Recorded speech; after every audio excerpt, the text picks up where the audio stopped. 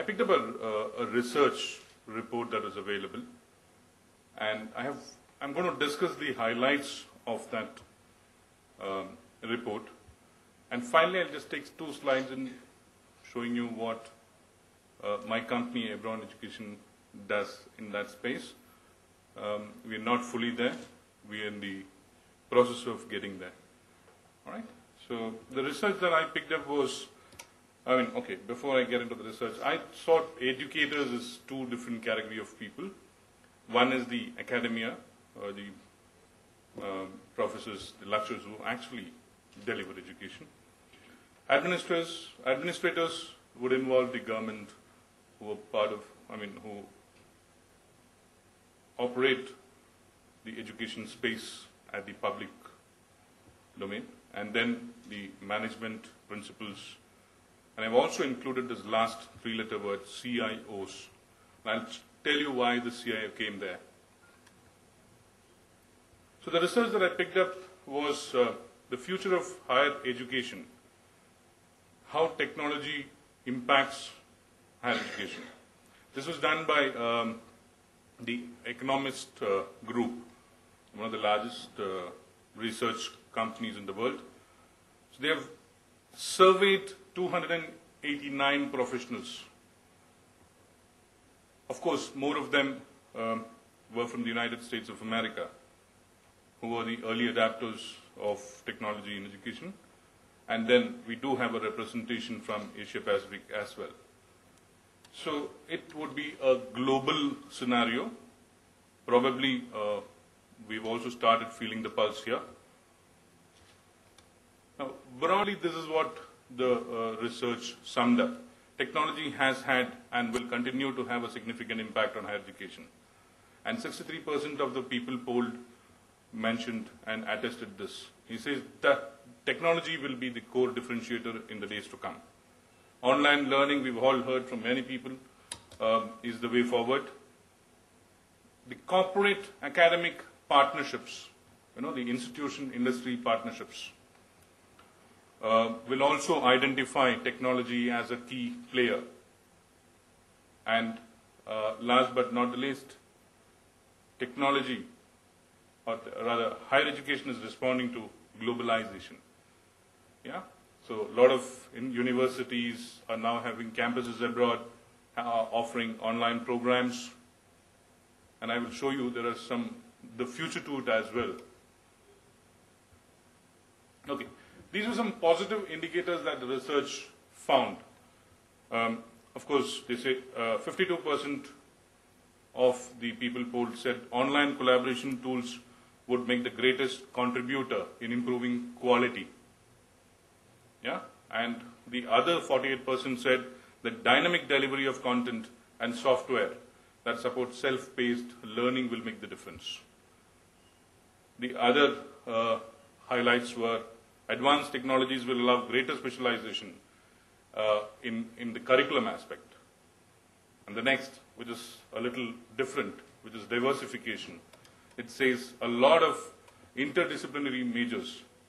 A small example quoted there is chemical engineering and environmental studies. There could be broader inter-university collaboration among students from multiple institutions. The next level is within multiple universities. So students will also be able to craft, this is a good thought, sir. Students will also be able to craft individualized degree programs, either within their own university or by bundling coursework from different institutions. This is something which has been highlighted by the research, and I think we yet to see this. Reviewed content. When I say reviewed content, the content is now going to be available for every one of us to access and see. Each one would rate it, and only the best one will survive. Sophisticated LMS, learning management systems, we've all heard yesterday and today, lectures, videos of lectures being available in a repository, and other presentation tools. The expanded access to educational and reference material that's available on the web. This is another key area, finishing school and employability programs.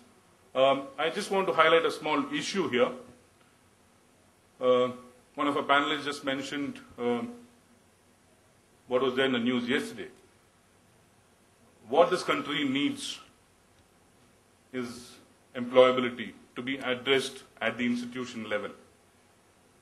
I was going through yet another report which said 74% of a company's training budget is spent on training freshers, and that deprives the regular employees of the organization from getting trained.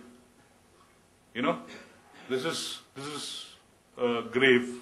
This is a very grave scenario, and what it requires is the finishing school and a lot of employability programs delivered there, such that we will not have the scenario of when an engineer walked into the floor, what he realized there. So the next thing is the publishing world. They will change.